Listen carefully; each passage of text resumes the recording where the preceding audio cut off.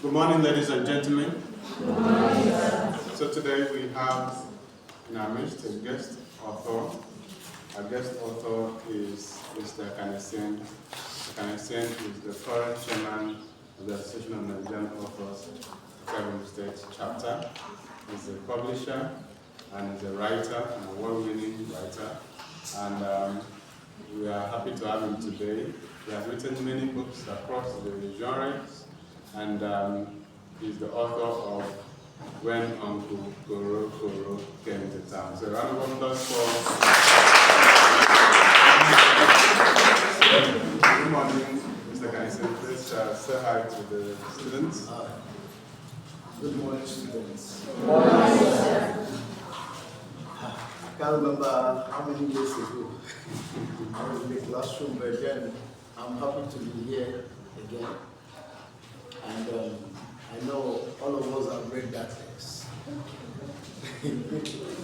Because I expect your contributions, your inputs into the text today. So I'm happy that God has brought me here today. God bless you. All right, thank you. So could you tell us about your birth, origin, and parenting?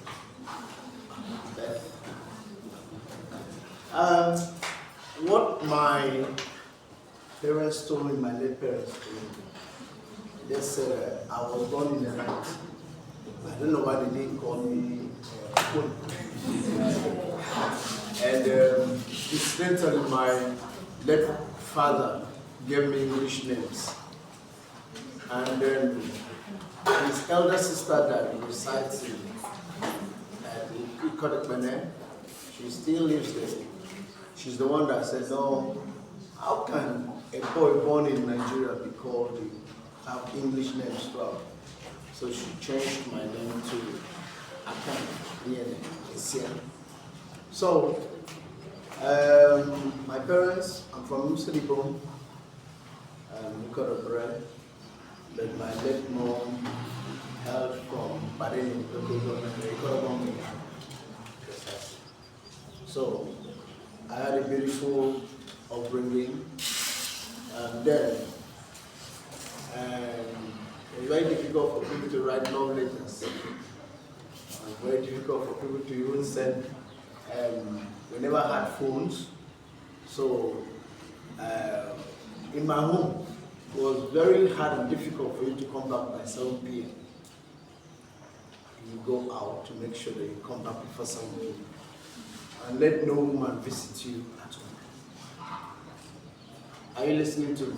Yes, sir. You asked me for my upbringing book. Trying to share some of my experiences. But then, at that point, I knew my late grandfather was a great storyteller. My father, if he holds you down to tell you stories, he'll be short. He had, many tales to give to us. And then growing up, happened that he was my late father was secretary to the library board, Cross River State Library Board. So my primary 3, primary 4, I was in the village to primary 1 to primary 3. Because my late father had to attend the university at Unilag. So when he came back, he brought us down to town. And the first experience I had in the township was wonderful. In the village, I used to take face. When I came to town, you know that the boys in the town are more brilliant than the boys in the village. That term I entered the class, I took 17th position. I will not forget the kind of beating my late father gave to me. It is now that I'm beginning to appreciate so many things, How many of us have gone to school in the village? You went to a typical primary school or secondary school in the village. Let me see your hand. That's Comseco. Comseco, that is. Man, you've done well to be here. There you hardly find teachers. Isn't it? Teachers are hardly there, and then the only thing you see that are very close to you are the lizards that come around you. So that is the condition where I came up from and then went to the town. But In my primary 4, my late father told me there was need for me to go to the library. And since he was the secretary to the library board, Cross River State Library Board, I was opportune to have a ticket. That time you have a ticket, you get 2 books every week. But I used to read up to 4 books in a week. Till we came down to Akwa Ibom State. When Akwa Ibom State was created, we came to School of Art and Science. I had that, beautiful background that helped me to read and to develop, understand the skills in storytelling. But then something happened to me. Then all our guys, this School of Art and Science is just for science students. All my guys were saying they want to read engineering, and I got influenced. I should do what? Read engineering. But my parents did not look at my result, how I did, what I did in my JS, in my JS result. Because in English, in JS 3 result, I had distinction. Are you with me? Yes, sir. I expected that they would have looked at that and said, this guy could be good in this or good. But my father used to swear. My father said, nobody in this house will do single honors. It's not like now that English is, is now competing with law. Cut off mark for English. Your last year was whether 250 something or so. So now, all my mind was to do what? Engineering. But something kept on happening to me, and I know it was God. I kept on having B in maths, B in chemistry. Those 2 subjects, I didn't like them at all. Now, this B and B and B and B led me to stay 7 years at home, trying to do what? Read what? Engineering. Now, something took me to Kaduna, and I went for Defense Academy. So after the Defense Academy, I said, what's the way of coming back? I now took the entrance examination, took WAEC, literature. I'd never entered literature class before. I had C6, and got my result, put for English. Law. I wanted law. But they gave me English. When I got to the Department of English, they sent me to literature. Now, I will not forget what Professor Bamboye said to me, the late Professor Bamboye. She said, with this, you have physics C, you have agric C, you have a biology B, you have this. Why didn't you go for something more challenging? Why did you come to English? So I read English with what? With science subjects, and literature, and English. That's it. Are you with me? Yes. So the rest is history. My 100 level, I started writing short stories. And I remember that Professor Bamikule, late Professor Bamikule, Aderene Bamikule, looked at my short stories and said, you have this gift. It's inside of you. From then on, I've not stopped. I've been writing. Great. So tell us specifically about the schools you've attended. Okay. In my primary school, primary 1 to 3, I went to Kwaibu Primary School. From there, I went to St. Mary's Primary School in Fidabwa. That's primary 4 to primary 6. And I attended St. Patrick's College, Sparkle, and that is JS1 to JS3. I went to, from SS1 to SS3, I attended, School of Art and Science in Europe. And then from my BA English, I attended Ahmadu Bello University. When did you start writing? I can't remember the year, but I know the 100 level, I used to write even in my school at, the School of Art and Science. They used to call me editor, even as a science student, because every morning there's something you find me pasting on the notice board. There's always a story. And now people recruited me then to do some funny write-ups. Now you have a problem with your girlfriend, you come and tell me about it. The next morning I'll put it there. And you have issues with somebody, you just buy me a bottle of Coke and an egg roll, I'll put it there. There's something you've known about somebody has misbehaved, just call me aside and give me pamela and put it there.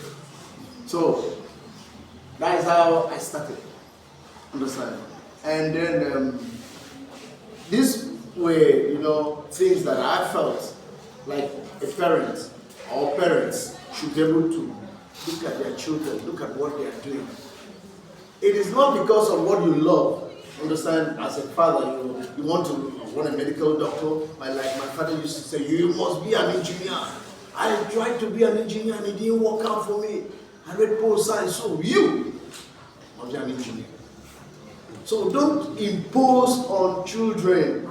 Don't impose. And I feel some of us that are here, maybe some of you never wanted to be here, isn't it? You wanted law. Now even if you give me law, with mobile, I will not collect it. What I have discovered in English, come man, we've not explored the possibilities of what you can get out of English. Do you know that you can work in a science-based firm with English as the head of administration, as the, the human resource manager, but somebody with science cannot come and work in a company that is, have maybe, like a transport company will not be able to, because the person will say, I don't want somebody, what are you coming to do with science? Understand? You can work in the scientific field, but a science-based person cannot work in an art field. So, that is what I can encourage us with that. You are here for it. So, which author inspires you the most?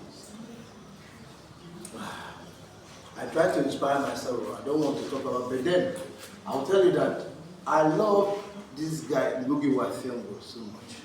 I love his writings. And then there's this particular book by Wole Soyinka, understand? The Metamorphosis of Borajero. Understand? That's what probably very close to Wole Soyinka. And Chike and the River, I by Chinua Achebe. I love these three authors, understand? I love them. And then outside of that, I used to read Hadley Chase so much. How many of us have seen Hadley Chase? You read Hadley Chase? James Hadley Chase? Yeah. You read them. And then Mills and Bones. Have you seen those ones? Nikata. Have you seen Nikata books? So those are guys that influenced my writing. Okay, you've written so many books. How many and still counting? I think there are 18 now, 18 published. So which of those books impresses you the most?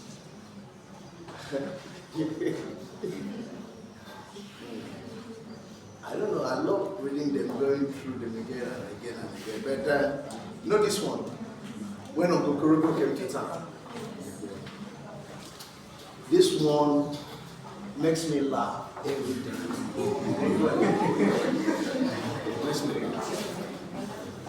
But this sense of humor in whatsoever I write, it's always there.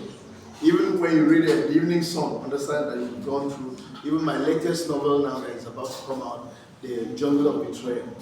You also see those elements.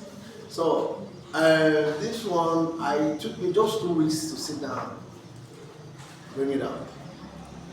Because, somehow, somewhere, there was something coming up, so I wanted to get it on. But I think, I have a book, I have a Coro-Coro, I have the rest of this. I love this one. And I can tell you why I love this one. Okay. What do you think is the role of the writer in society? The writer is supposed to help the society to know left and right. Okay, let me come this way. The writer should be someone that should help the society to know her rights. What do I mean by that? You know, we are in a society that oppresses people. This our society oppresses people so much. And then we have developed don't look attitude. We just don't want to say anything. Now somebody from what do you call it, from a back junction to this place, they tell you 500 naira, you jump on it. You don't ask questions. Why should we pay 500 naira? You know, what the writer does is to develop your consciousness to know what is your right. And he is an advocate of good things. I don't believe that a writer should come and, tell people to break the rules, break the law. Understand? No, shouldn't. Should encourage people to do what? To keep the rules, to keep the law. And as I earlier said, the rights of people, what you supposed to have as a citizen in the country. Some of these things have not been, consciously, assimilated by us. It is when you read a book like this that you quickly know, I have a right to have a say. Are you there? Yes, sir. Okay. Then the next question is, which, you've written across the three genres of literature. Which of the three genres is the easiest for you? And if I get poetry now, if you wake me up, say, write poetry, I'll write it. And another thing is short stories. I love short stories. What gave me so much difficulty was prose. Man, if my first novel, The Evening Sun, it took me 3 years. 3 years. I labored over this. Every day I want to look at it. Hunger will stop me from writing. I kept that book until something happened. I decided to finish it. Now, The Jungle of Betrayal, I started 2 years ago. And then suddenly the thing came on me again. I used 1 month. I completed it. So, but I'll go for poetry because poetry, even if you wake me up, even inside of the toilet, I can churn out something for you. As chairman of Anna Driving Steps chapter, what programs and vision do you have for young and inspired writers? Yeah, my dear, it is not easy. It is not easy. It is always finance. He is a member of Anna Pego. Your lecturer had been our PRO, he had been very effective. He's a committed member. He knows our respect. Now, what do I mean by that? Like this, your class, we are supposed to come around, set up a competition, because if there are competitions around for young people, you see, it will trigger this love for writing. We set up a competition and say 100,000 naira for the winner of the best poem, best short story, or drama piece. How about all of you here want to pursue that 100,000 naira? You want to pursue, even if you never love to write, you want to write something. Now, in ABU Zaria, we have what we call Creative Writers Club. The Creative Writers Club, you write, you come down, and then people sit down there and critique your work. You read a poem, and then they critique it. Sometimes, people, critics are some of those people that, the very bad critics are the ones that they will never write anything, but they want to finish it. They will never say anything good in what you've written. Now, we plan that young people like you, what we do is to hold competitions. There was a time I came here, your former VC promised that he will collaborate for the school here. Now, I pray that I will be able to get funding somewhere so that we will come down here, create a competition that every one of us will be involved. In Nigeria, if you do anything without money, nobody pays attention. Even inside of this class, If they are sharing 2 million outside, you will not come to class. So that is what we are planning on the side. That once the funding comes, we'll create competitions so that people will have the interest to write and be involved. As an award-winning author and publisher of 13 years, what piece of advice? 23 years. 23 years. What piece of advice do you have for young and aspiring writers, especially in navigating the complex paths of writing and publishing? Now, I want to say, first of all, you must write. And then, if you want to write, you want to wait until the idea starts forming well and that, you will not get it right. And I also want to discourage you from writing and keeping.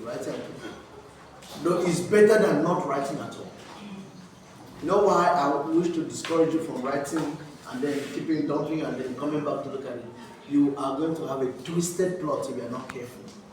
You will not remember that the other place there was a blue rat you talked about. As you're writing here, you said that blue rat is now a green rat.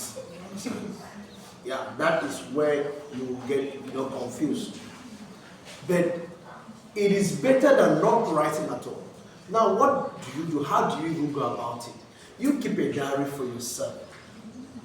Every day, you step out as you step out of this place. There are things you've done from morning till evening. You go home before you sleep, you jot them down. I went to this place, I ate shawarma, I didn't have money to pay, and then the man that sold the shawarma gave me a slap. The next day, I went to the toilet, and then what happened? I forgot the toilet issue. And then, these are your experiences. Now, the day you combine all those things together, you have a beautiful book. Who is saying? You don't believe it? You must have a diary of activities. Every day, you pencil them down. And sometimes, an idea comes into your head. Tell yourself, I'm going to write a story about a man that became a fish. What do? You get an exercise book.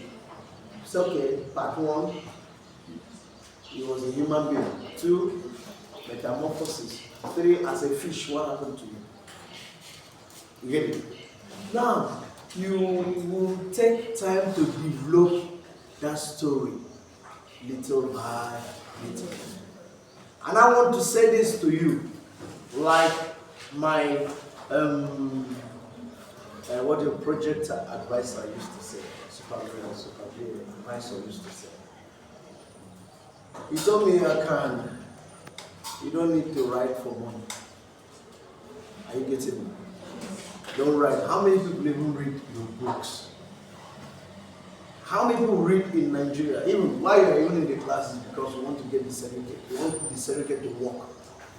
Ask you, do you read? How many of you read? How many people have even read this book, this hungry book? How many? Maybe some people, maybe 60% of the people have not read. Now, you don't write to make money out of, but God can bring you to understand. There are people that have made that money. If you are writing about a politician, there was somebody that wrote about somebody. Let me not mention the name. The man is 105 years now. He's a politician. Now, the day he launched that book, the person that wrote the book, how much? It was a beg. The man could give them 5 million, 2 of them. Now, the man had how much? So much. The state government gave him 20 million, like that. But the person that wrote 5 million, 2 of them shared 5 million. And up till now, they are yet to finish the payment of that 5 million. So if you write because you want to make money, you'll be discouraged after your Facebook and you never make money. I stopped launching because something happened. When I did Start Alive and Break Your Life, Penny Pop, and one other collection of short stories, that is the strange stories. I did a launching. I went everywhere this week. You gave the invitation, talked to people, they said they will come, big time human beings said they will come. On the day of the launching, only 5 people were around. The gates I told people to make, so I give to the visitors, the drinks. Man, I spent so much, but I didn't have anything except a man that had always believed in me in my church that gave me 100,000. So, write as a hobby. But if you are outside of this outline, you are in US, people take writing as well. Big time business. Big time business. They make so much money. And that's why you see traditional, we have what we call traditional publishers, and these current publishers that we have here, the contemporary ones are ones that you bring your money and then they get the work done for you. But the traditional publishers are the ones that, you give them their manuscript. They'll tell you, okay, let's go and think about it, let's look at it, then come back to you and tell you, yes, we love your manuscript. We're going to be paying you royalty, we're going to sign you on, like that. Now, if you have made a name, people will rush at your word. You will write nonsense. Now, will I show you that now? Even if you write nonsense now, all the publishing houses in the world will want to collect his work. Why? He has made what? A name. Chimamanda has done what? Made a name. So when you write and you make a name, you can do your shakara. I've not started doing shakara yet. Because the name is what I'm looking for. And that's why when I won Anna Prize for drama last year, I was happy. Your guy won an NLG literary stuff, understand? He has made a name. I've not reached that point I want to. Once you get a name, Jen, listen to me, and the only way you get names is just by winning competitions. Your book is adjudged as the best book, as this and that and that. Once you get that, man, you're there. You've made a name. So, now, if you want to venture, what is also helping me is because I'm a publisher. And I want to say, what level is this? 200. Do you know when I started printing and publishing? When I was in 200 level. I started with stickers. These stickers for my department. I want to advise you as a girl, as a young man, as a young woman. Now hear me. Get a skill. Are you listening to me? Get a skill. I can plait good. I can make confectionaries good. Do have a talent. Work on that talent. Whatever you have, work on it. It can help you in what? In the future. I didn't know that, finishing school, that I would just be on my own, pursuing things on my own. And it is because God helped me, I learned how to do what? I knew how to print. Publishing is what I entered into as soon as I finished my, undergraduate studies. It has really helped me. That is what I've used for my family and for everybody. That's what makes me look so dark. The money. Though the money may not come as you wish it should, but for the fact that I'm not carrying my file everywhere and say, please, I need a job. But I can tell somebody, do you have a book to publish? You have something to print? Have you seen Clement's song, the biography of Clement's song? I did that publication. They wanted to do it at Dublin. But they had to give it to me here in Nigeria. When I gave it to them, they were shocked. Have you seen it on Sinkana's work? They wanted to do it in UK. I did it. So there are people, books and things I've done. I want to tell you that if you have written something, Then, Doc, remind us again about this matter of coming down to schools. I mean, for Anna level, what we should try to do is to see how we can get their manuscripts, get them published. So we will come into schools.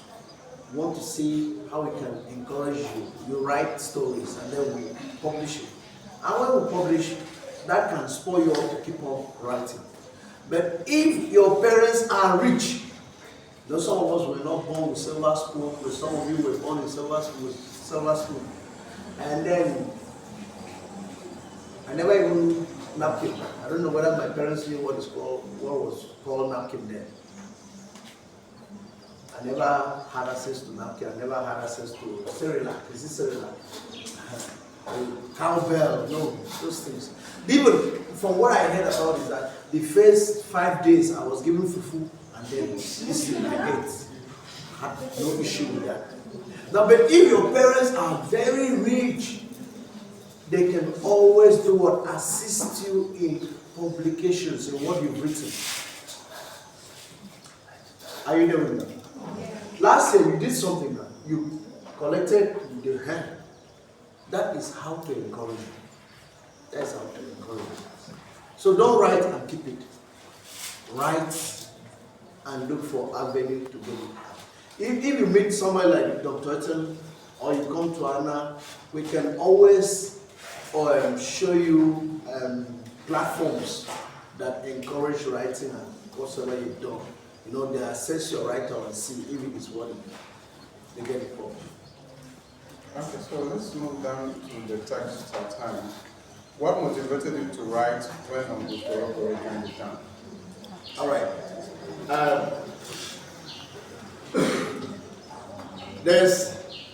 I don't know whether it's in the context of the writing itself or other external influence. Oh, okay. Now, when I heard that Anna was about to do what you call it, Anna Literary Prize for drama, there were 2 books I brought out within 2 weeks. One is Since All Lizards Lie Otherwise. Understand? That book, I love that book. I love that book. It's not as funny as this one. Understand? But it's a very serious minded book with serious issues. But for this one, I remembered how many of us, you went through COVID-19. Did you like the experience? No. Man, I was very hungry that time. I was very hungry. You know how it is that you cannot even move anywhere, you don't even know where they are selling things, and you stay in the house from morning till night. You can't even those that had money, they don't even know how to spend the money. So I remember that experience, and I realized that even when they talk about it, that people were being, confined to their houses, there were still people having the fear of this war. They were still doing what they wanted to do, holding parties, going to places, doing things. But we were what? Marooned to your rooms. I could not even go to church. I had to sneak out. Sometimes if I don't want to go to church, I leave the house very early in the morning and trek. So that, those devil ghost riders, they say, whatever the police will do, we don't care. And the police will do well by collecting, when it's very early in the morning. So 6 o'clock, I'll leave very early in the morning, see a bus, get down to Waniba, attend my church. Then I'll wait till late in the evening, find my way back home. I didn't like that experience. I didn't like the experience that, my pastor had to be hiding us in his, something, remove us from the church, took us to his room, that he does there, said, don't clap your hands. I didn't like that experience. Did you like it? No. And the worst one was that one day I woke up, I didn't have rice, I didn't have beans. And I stayed in the house from morning. I didn't even know where to buy. Where I'm living, we don't sell things close by. Man, didn't like it. I was hungry that day. And if you have money, has it happened to you? When you have money, you are not hungry. When you have money, the availability of the money will make you so full. They try and be in the position of no money. Hunger from your generation of your ancestors. Descend upon you that day. You will pursue. So, now when I reflected on the things I went through, understand, I decided to pen down this book. My problem was the characterization. But that's why I used to tell people, there's one of my books that is called Coro-Coro. I started it. Do you know I didn't know how I would end up that story, that play. I didn't know how I would end up that play. It was when I was in Women 3 that the inspiration just came. Bam! This is how you're going to end up the play. Understand? Now, if you read, like someone told me, one Mr. Boniface is also an author, End of the Wicked. He told me that the first they picked in Coro-Coro, looked at Coro-Coro and said, he's going to end it up the usual way. But something told him, keep on reading. So when he said, you brought in a lot of metaphysics into this kind of thing. African chemistry. You know what African Air Force. So there are things, and we are influenced by our society. So in a nutshell, this book, the writer of this book is influenced by what happened in the society. How it affected me, how it affected you. And every person that lived during that era will definitely say it was not a sweet time. Was it a sweet time? No. Now, how does the drama text echo themes already dramatized in your other works? Okay. The other works, the theme of, like this one, we have a theme of betrayal. It is what runs through almost all my works. You know, someone said to me, why are you always hard on the political class? Why are you always, this? Are they not the ones making me to look like an oppressed human being? Now, show me one politician. If your father is a politician or your brother is a politician, understand? You see, I don't know how he has affected your life positively, but if he has affected your life positively, he has not extended it to every other person. So I look at the theme of betrayal as one common theme that runs through whether I'm writing poetry or whether I'm writing drama or whatever I'm writing. That theme is a recurring what? Decimal sound. You get it, it's always there. I don't too much write about the theme of love because I know that this love sometimes could be very fake. People fake love. Some of you that are in relationships, I love you more than my mother, I love you more than the mosquito in my name. So that's the reason I find it very difficult. But then in the evening song, understand, love was very powerful, That is why a film could go out to look for that relation. Now, what am I trying to say? I'm trying to say that, we are not, I am not I don't believe that it is a burden to keep on repeating a theme.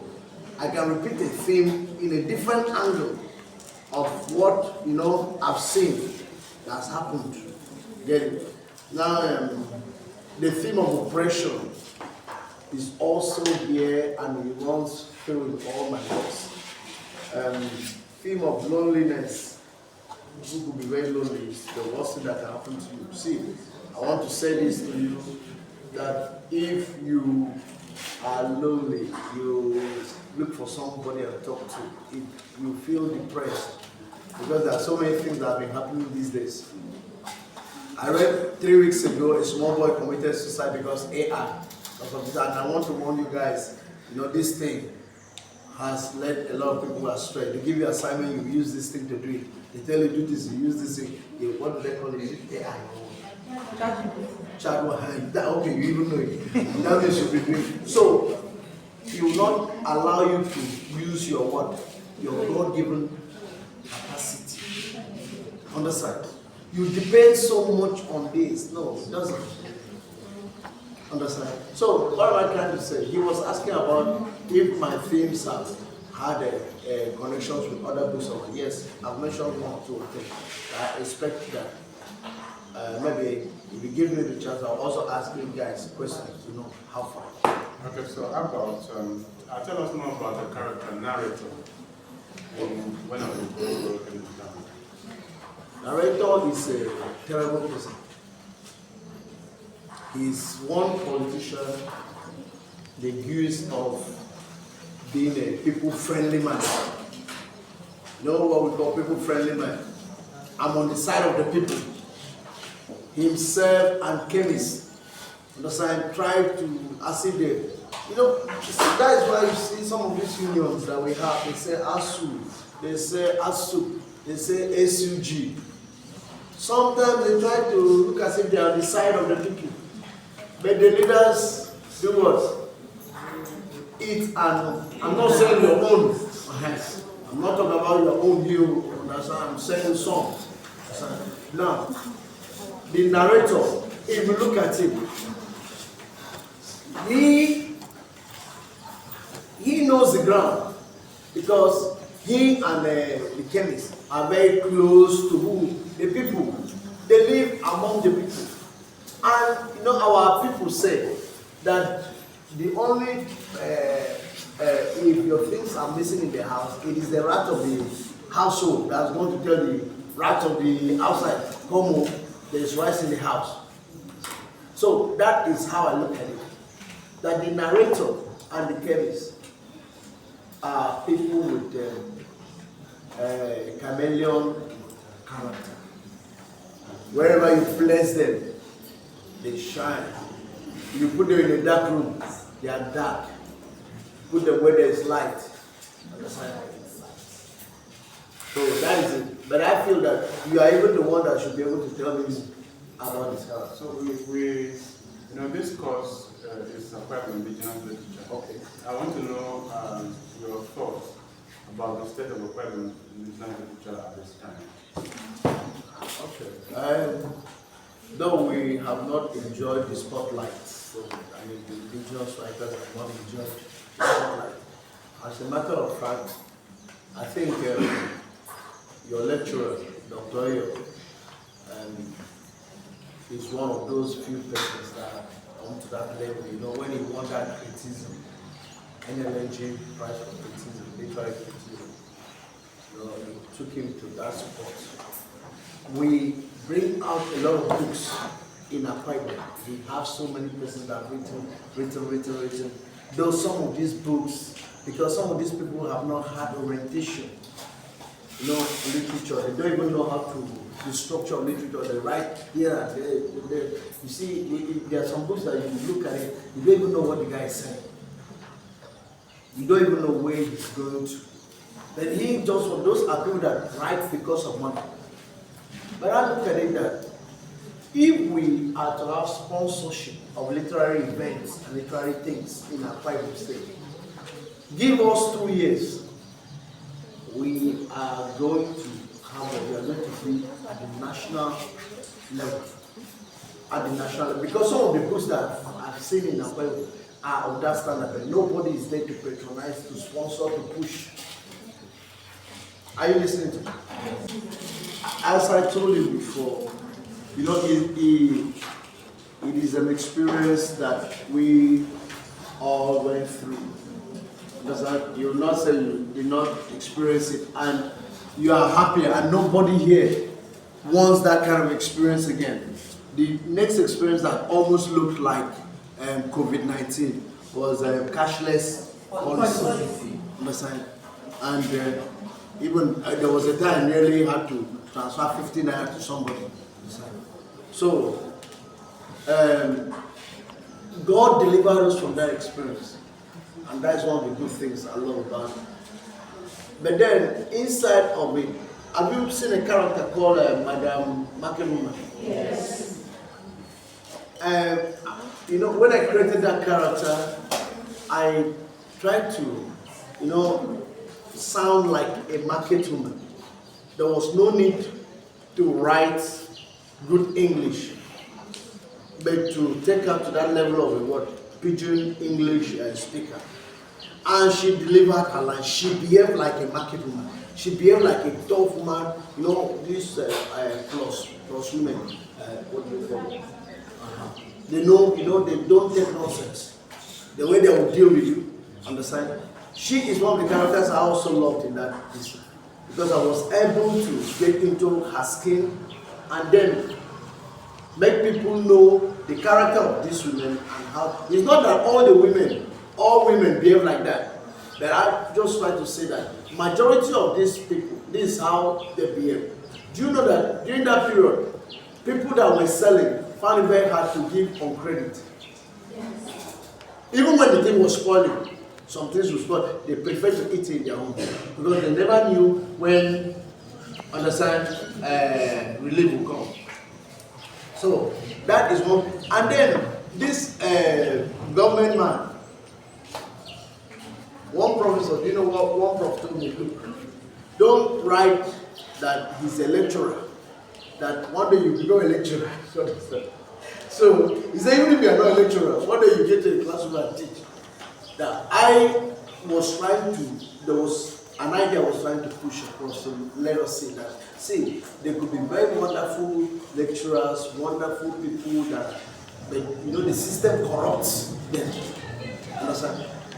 But I had to remove him from there, put him as a director of a ministry. For the fact that I was able to portray this director in the light of what they are doing in the society, makes me so happy about it. This way, my question is true. Didn't you have that fear that the government will come after you because this book is a satirical work, which means that you criticize the government? If the government comes after me, I will be very happy. They will take care of me now. See this guy. You know, the government carry you. I know of a guy in this apartment that wrote about Akpabio. Until he wrote there, Akpabio fingers the treasury. Akpabio went and grabbed him, put him in his cell. Before he knew it, he said, don't go and say no more. Give him cash. The guy is a big boy in this town. So, if you know Tinubu, tell him to come after me. I would be so happy to have the government after me. They will just carry me to DSS and I stay there. They will give me food. Understand? Because they know very well that if I come out, what I will vomit will be worse than what I have given out. So now this book had not gone viral then. You know, in the competitions that we enter, you send copies of your work. It was only in University of York that have used almost 2,000 copies of this book. Understand? So that is the thing. But if you are a writer and you are afraid of what will come, know that you are yet to make up your mind to be a writer. Because a writer that does not stand on the side of the proletariat is what is the bourgeois.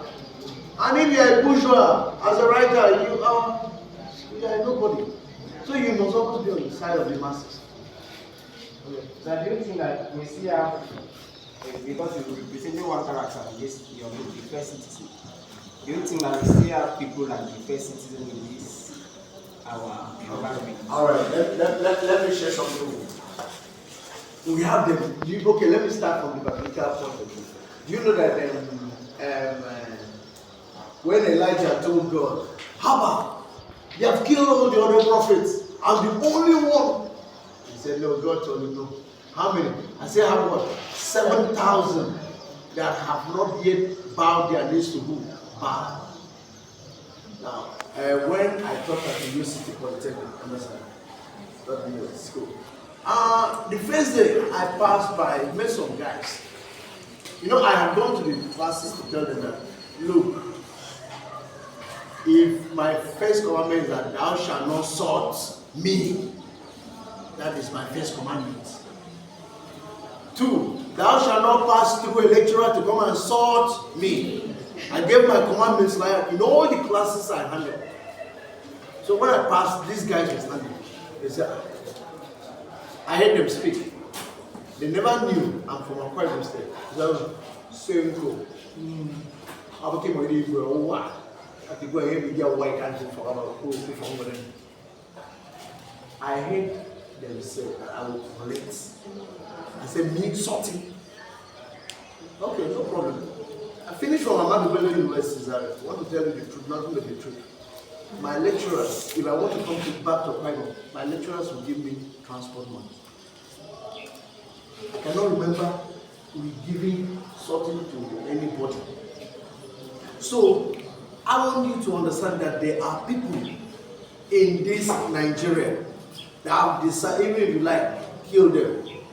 What is right is what is right.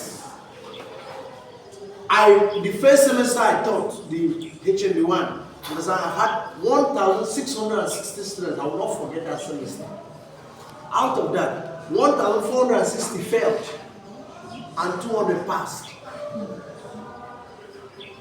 The boys that they said they will cut off my leg, they will do this, they will burn my car. God kept me.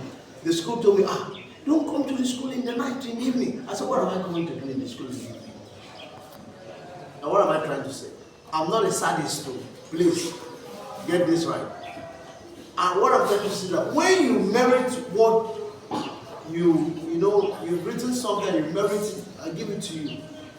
Whether you buy a book or you don't buy a book. I don't have time for that to victimize anybody. My issue is that you must read. My lecturer used to tell me, Professor Akusu, used to say, you must read literature to a point that fever, you have fever. Malaria will come out of you because of literature.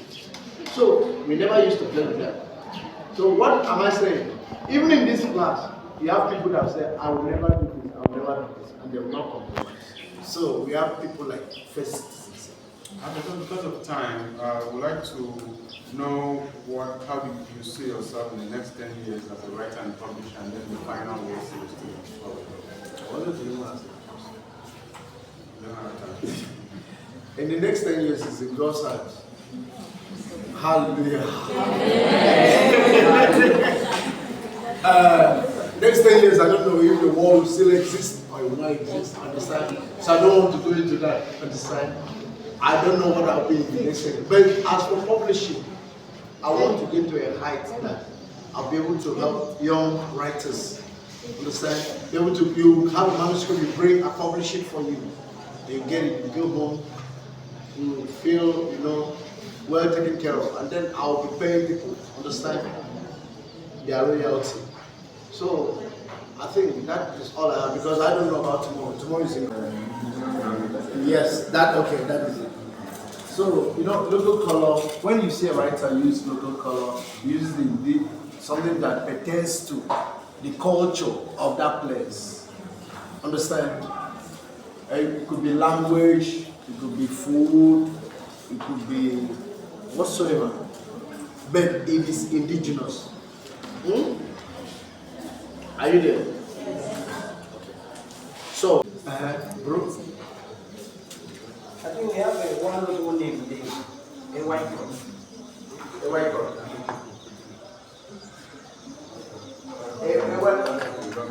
That is not very man, that is his titles now. Those are okay. I thought you talk about the fact that pidgin English is used. It's indigenous. It is pidgin English. Is it not from Nigeria? It is. I look at that as a local. Whether people accept it or I look at that as local for you get it, for you to get to the day-to-day usage of language. Use of language, and then the language is what pidgin English inside of the world. And then I pretend that as a local problem. So if there are others, go and search for them. No. All right, because of time, we have brought a discussion with our guest author, Mr. Akan Essien, to an end. Please let us give him a round of applause.